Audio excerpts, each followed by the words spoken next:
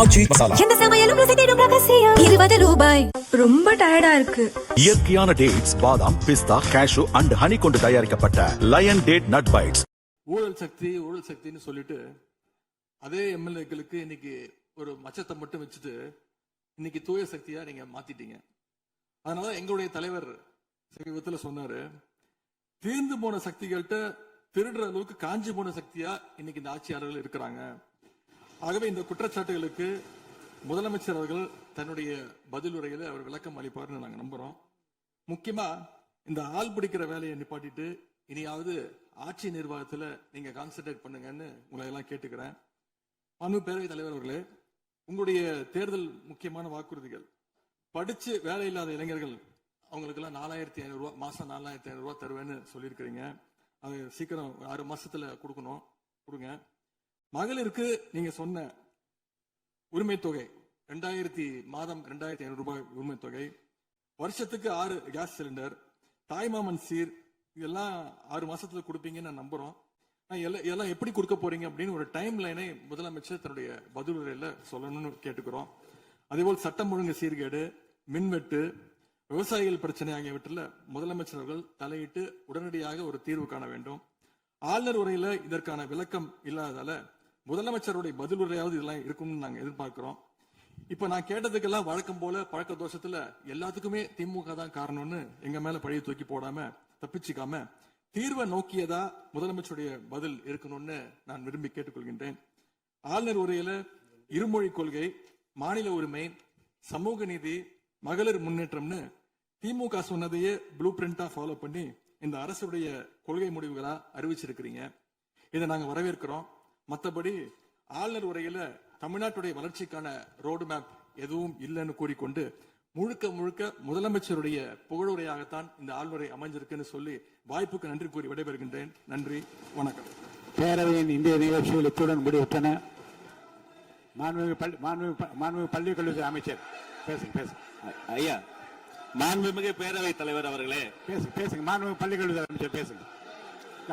உட்கார். மாண்புமிகு பேரவைத் தலைவர் அவர்களே, ஒரு செய்தி விளம்பரத்துறை அமைச்சர் என்ற முறையில் இந்த மாமன்றத்தில் மதிப்பிற்குரிய எதிர்க்கட்சி தலைவர் அவர்கள் சொன்ன சில செய்திகளுக்கு சில வரி விளக்கங்களை உங்கள் மூலமாக வழங்க விரும்புகிறேன். தன்னுடைய பேச்சிலே மாண்புமிகு எதிர்க்கட்சி தலைவர் அவர்கள் சில விளக்கங்களை ஆக்கப்பூர்வமாக ஆதாரத்தோடு கூறியிருந்தால் அதை குறிப்பெடுத்து அதன்படி இந்த தமிழ்நாடு அரசு தன்னுடைய திசைவழி போக்கை சரியான முறையில் செலுத்திக் கொள்ள தயாராக தான் இருக்கிறது. நான் முதல்வன் திட்டத்தை முடக்குவதற்கோ மாற்றுவதற்கோ எங்களுக்கு எந்த திட்டமும் இல்லை. ஆனால் சில விஷயங்களை தெளிவுபடுத்த வேண்டும். 40 நாள் விரதம் முடிப்பது போல 40 நாட்கள் ஆட்சியை இந்த தாவேக அரசு நிறைவு செய்திருக்கிறது. இந்த 40 நாட்களும் பார்த்து விட்டேன், ஏமாற்றம் மட்டும்தான் மிச்சம் என்று அவர் சொன்னார்.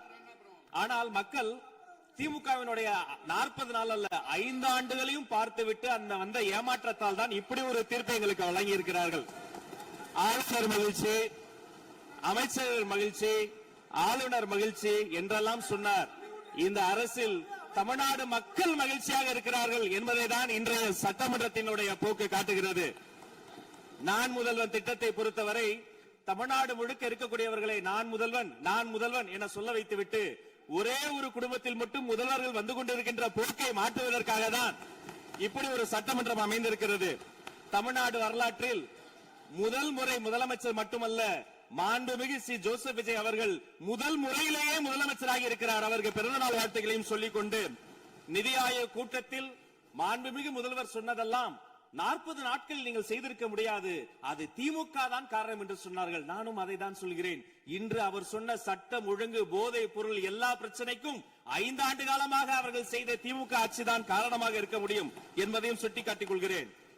பள்ளி மாணவர்கள், ஒரு கல்வித்துறை அமைச்சர் நான், பள்ளி மாணவர்களினுடைய புத்தக பையிலே அன்றைய முதல்வர் ஸ்டாலின் படத்தை நாங்கள் போடவே இல்லையே என்று பெருமையாக சொன்னார். அப்புறம் ஏன் சார் லேப்டாப்ல மட்டும் அந்த படத்தை போட்டீங்க? நீங்க லேப்டாப்பில் போட்ட படத்தை எங்கள் மாணவர்கள் திண்ணர் வைத்து அழித்து விட்ட காட்சிகளும் சமூக வலைதளத்தில் பார்த்துக் கொண்டுதான் இருக்கிறோம். ஒரு வரியில் சொல்லுகிறேன், கோயில் பிரச்சனையை முத்தமிழறிஞர் டாக்டர் கலைஞரினுடைய வசனத்தையே சொல்கிறேன். நாங்கள் கோயில் கூடாது என்று சொல்லவில்லை, கோயில் கொடியவர்களின் கூடாரமாக மாறிவிடக் கூடாது என்றுதான் சொல்லுகிறோம்.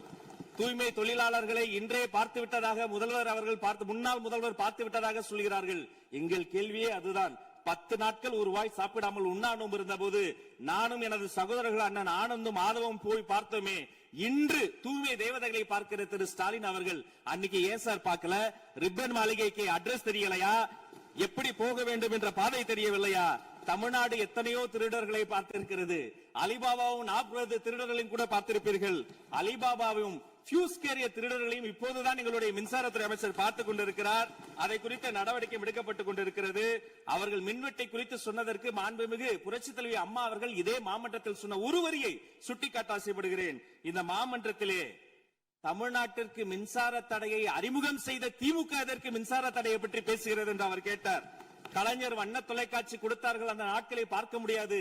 கலைஞர் வண்ண தொலைக்காட்சி கரண்ட் இல்லாம கருப்பு வெள்ளையா பிளாக் அண்ட் ஒயிட்டாவே போன அந்த காலங்களை எல்லாம் மறந்துவிட்டு ஆதாரம் இல்லாமல் உண்மைக்கு புறமான செய்திகளை மாமன்றத்தில் அவர்கள் சொல்வதை இதோடு நிறுத்திக் கொள்ள வேண்டும். நேரலையை குறித்து கேட்டார்கள். எனக்கு ஆச்சரியமாக இருக்கிறது. 3 ஆண்டு காலமாக ஒரு தொழில்நுட்ப கோளாறாக அன்றைய சபாநாயகர் நேரலையை இருட்டடிப்பு செய்து விட்டார். ஆனால் இன்று மாண்புமிகு சபாநாயகர் நேரலையை கொடுத்துக் கொண்டிருக்கிறார். அவருக்கு எங்கள் சார்பாகவும் நன்றியை கூறிக்கொண்டு விவசாயிகளை குறித்து இந்த மாமன்றத்தில் ஒன்று சொல்கிறேன். தமிழ்நாடு வரலாற்றிலேயே விவசாயிகளினுடைய சங்கத்தின் தலைவர்கள் மீது குண்டாஸ் போட்ட ஒரு சர்க்கார் திமுக சர்க்கார். ஆனால் அவர்கள் கண்ணீரை போக்க நாங்கள் போராடி கொண்டிருக்கிறோம். அரசு பள்ளிகளில் எந்த கட்சிக்காரர்களும் அது தாவேக்காரர்களாக இருந்தாலும் சரி பள்ளி மாணவர்களை தொந்தரவு செய்யாதீர்கள் என்று சொன்னதோடு மட்டுமல்ல, பெருமையோடு சொல்கிறேன், எங்கள் கட்சியினுடைய ஒன்றிய செயலாளர் அரசு பள்ளியில் சென்று ரீல்ஸ் எடுத்ததற்காக நேற்றைய தினம் கட்சியை விட்டு நீக்கியிருக்கிறார் என்னுடைய பொதுச் செயலாளர். சட்டம் ஒழுங்கு பிரச்சனையை பற்றி பேசுகிறவர்களுக்கு அண்ணா பல்கலைக்கழகம் நினைவுக்கு வரவில்லையா? அண்ணா நகரில் பெத்த பிள்ளைக்கு கொடுமை நடந்ததற்கு கம்ப்ளைண்ட் கொடுக்க வந்த அப்பா அம்மா மீதை அடித்து துன்புறுத்தியது நினைவுக்கு வரவில்லையா? யார் அந்த மேலிடம் என்று கேட்பவர்களுக்கு யார் அந்த சார் என்பது நினைவுக்கு வரவில்லையா என்பதை உங்கள் மூலமாக நான் கேட்டுக்கொள்கிறேன். இடையில் ஆங்கிலத்தில் ஒரு விஷயம் சொன்னார், to remain silent. I want to quote Walter. I may not agree with what you are saying, but I am ready to give my life to defend your right to say it. எதிர்க்கட்சிகளினுடைய கருத்துகளையும் அரவணைக்கக்கூடிய மாமனிதர் இந்த மன்றத்தில் முதல்வராக உட்கார்ந்து கொண்டிருக்கிறார். ஆக்கப்பூர்வமான விமர்சனங்களை சொல்வீர்கள் என்று பார்த்தால் திரும்ப அரசியல் விமர்சனங்களை மட்டுமே சொல்லிக் கொண்டிருக்கிறீர்கள். இந்த சோஃபா கதையை என்னைக்கு விட போகிறார்கள்? எங்கள் தலைவர் சினிமாவை விட்டாலும் அவர்கள் அட்லி என்கிறார்கள், புஷ்பா என்கிறார்கள், ஜுராசிக் பார்க் என்பார்கள் போல் இருக்கிறது. நான் ஒன்று சொல்லிக் கொள்கிறேன், அந்த சோஃபா அவர்கள் வாங்கியது, அவர்களினுடைய வசதி கருத்து வாங்கியது. மதிப்பிற்குரிய அண்ணன்களை நீங்கள் சிறுமைப்படுத்தக் கூடாது. ஆனால் ஒன்று உறுதி, எந்த காரணம் கொண்டும் பார்க்க வருகிற கூட்டணி தலைவர்களுக்கு மட்டும் பிளாஸ்டிக் சேர் போட்டதை போல சிறுமைப்படுத்தக்கூடிய கட்சி தமிழக வெற்றி கழகம் இல்லை என்பதையும் இந்த நேரத்தில் நான் தெரிவித்துக் கொள்கிறேன். சிங்க பெண்களை குறித்து அன்றே விரிவாக தெளிவாக அழகாக நான் கூறிவிட்டேன். சிங்க பெண்கள் இந்த நாட்டினுடைய தமிழ்நாடு அரசினுடைய பொக்கிஷம். அவர்களை குறித்து மீண்டும் மீண்டும் இப்படி சிறுமைப்படுத்தி பேசியதற்காக மாண்புமிகு பேரவைத் தலைவர்கள் அதை கண்டிக்க வேண்டும். சிங்க பெண்களை குறித்து இனி யாராவது தவறாக பேசினால் அதை அனுமதிக்க கூடாது. இப்படி தவறாக பேசியதற்காக அவர்கள் மன்னிப்பு கேட்க வேண்டும் என்று தமிழக வெற்றி கழகத்தினுடைய அரசு சார்பில் கேட்டுக்கொள்கிறேன். வாக்குறுதிகளை பற்றியெல்லாம் பேசினார்கள். பொதுவாக வாக்குறுதிகள் சர்வதேச அளவில் பொலிட்டிக்கல் பினாமினல் எப்படி உருவாகிறது? ஒரு பிரச்சனை, அந்த பிரச்சனைக்கான ஒரு சொல்யூஷன்ஸ், அதை எந்த பொலிட்டிக்கல் இன்டர்ஃபரன்ஸ் இல்லாமல் செயல்படுத்தக்கூடிய ஒரு செயல்முறை, பின்பு வரக்கூடிய அந்த வெற்றியை ரோடு போடுவோம் என்று சொல்லி ரோடு போட்டதை காண்பித்து எக்ஸிபிட் செய்து அவர்கள் முன்னோக்கி செல்வார்கள். ஆனா இங்க பொறுத்த வரைக்கும் நாம தமிழ்நாட்டில் இதுவரைக்கும் ஆண்டவர்கள் பிரச்சனையை ஐடென்டிஃபை பண்ணி சொல்லவே மாட்டாங்க. ஏன் தெரியுமா? அந்த பிரச்சனையே அவங்கதான், அவங்களே அவங்களை ஐடென்டிஃபை பண்ணி எப்படி சொல்ல முடியும்? சரி, அதுக்கு பாசிபிள் சொல்யூஷன் சொல்லி பொலிட்டிக்கல் இன்டர்ஃபரன்ஸ் இல்லாம அதை செயல்படுத்த முடியுமா? ஒரு முனிசிபல் கவுன்சிலர் தொடங்கி மாண்புமிகு அமைச்சரினுடைய வீட்டில் இருக்கிறவர்கள் வரைக்கும் கமிஷன் மீது கமிஷன் அடித்து அந்த ப்ராஜெக்டே முடியாது. கடைசியில் எதை விளம்பரம் செய்வது? அந்த திட்டத்தினுடைய வெற்றியையா? எதை விளம்பரம் செய்வது என்றே தெரியாமல் தங்கள் தலைவரை, அதுவும் ஒரு குடும்பத்தை மட்டுமே வெறித்தனமாக விளம்பரம் செய்து செய்தி விளம்பரத்துறையின் கஜானாவை துடைத்து வைத்து சென்றிருக்கிறார்கள் என்பதையும் இந்த மாவட்டத்துக்கு தெரியப்படுத்த நான் கடமைப்பட்டிருக்கிறேன். இன்னும் ஒவ்வொரு வரியிலும் ஆக்கப்பூர்வமாக அறிவியல் பூர்வமாக எதையாவது சொல்வார்களும் நான் தேடி தேடி பார்த்தேன். அவராக 40 நாட்கள் தேடி பார்த்து ஏமாற்றம் அடைந்தார். நான் 40 நிமிடத்திலேயே ஏமாற்றம் அடைந்து விட்டேன். இதை சொல்ல வேண்டும் என்று சொன்னால் ஒரு நகைச்சுவை காட்சியில் சொல்வதை போல அதுல ஒண்ணுமே இல்ல, கீழே போட்டுருங்க. நன்றி சட்டப்பேரவை தலைவர் அவர்களே.